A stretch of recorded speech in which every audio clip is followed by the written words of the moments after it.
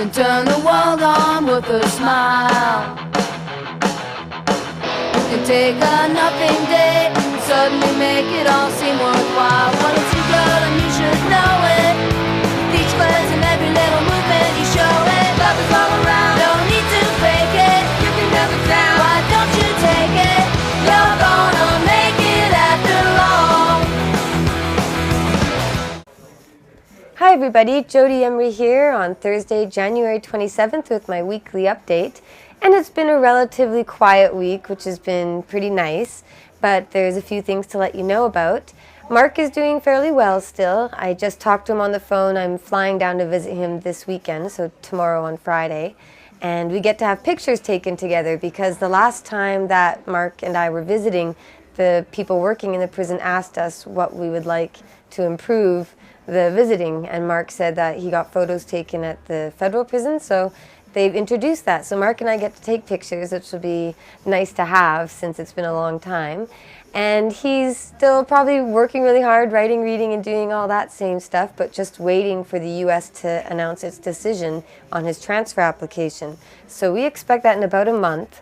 And I encourage people to email Kirk Tusaw letters that you want the U.S. Department of Justice rep to read when they're reviewing Marc's case. So even though the formal application has been sent in by our lawyer, Sylvia Royce, Kirk is still collecting and forwarding letters that you would send to him to encourage the U.S. to approve Marc's transfer. So that's important, and so is the Canadian end, because once the U.S. approves Marc's transfer, then the Canadian government has to decide, and we still need a lot of pressure because the government here hasn't been very quick with their transfers of prisoners from abroad. So go to freemarc.ca or write to the addresses that are below in the information bar and help out getting Marc back home as soon as possible.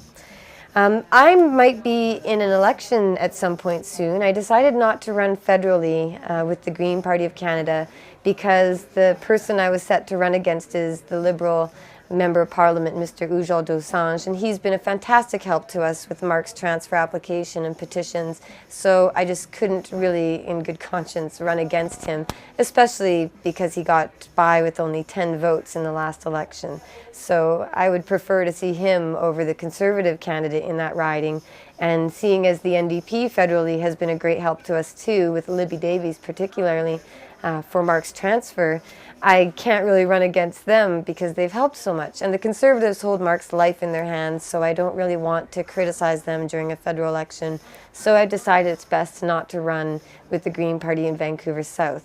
But in provincial politics, there might be a by-election in the riding I ran in 2009. If you go to my website, jodieformla.ca, you'll see my campaign from the May 2009 election in BC.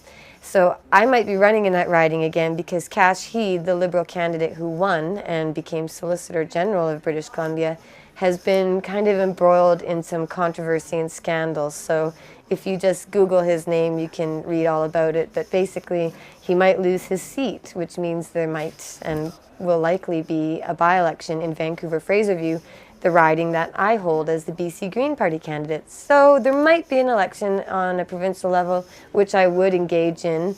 BC is being offered all sorts of prison contracts, and there's a lot of stuff happening in terms of prohibition and the drug war that I feel needs to be addressed urgently. And it'd be great to get the opportunity, if there were an election, to let British Columbians know.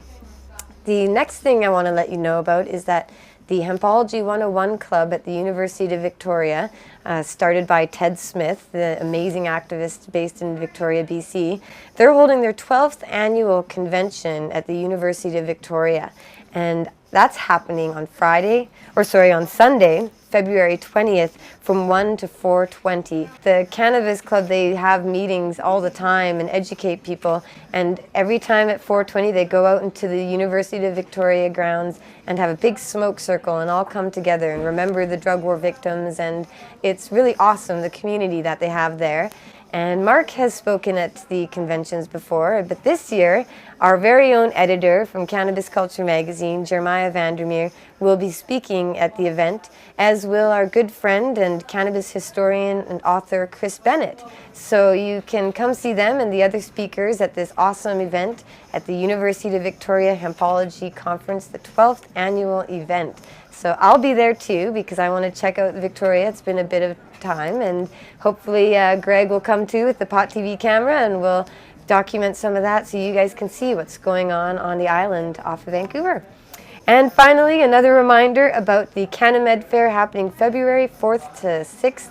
It's going to be a great event with lots of people from Vancouver attending. So go to the website CannaMedFair.ca. Come get educated and medicated and inspired, because it's going to be an awesome event with a lot of information about medical marijuana, hemp, and everything that cannabis offers to mankind. So it's a good thing we're having things like this happen, and a lot of people are coming out from Calgary even. So everybody, all on the West Coast, come on down for February 4th to 6th at the CannaMedFair. And be sure to write Marc a letter. It's his birthday coming up on February 13th. If you haven't been sending him mail, please do. It's always good to get something from fans and supporters and news from the outside world. So get out there, get involved. Whyprohibition.ca, join up. Go to freemark.ca, sign up there too, and cannabisculture.com for all your regular news updates. Thanks a lot, everybody. No more drug war.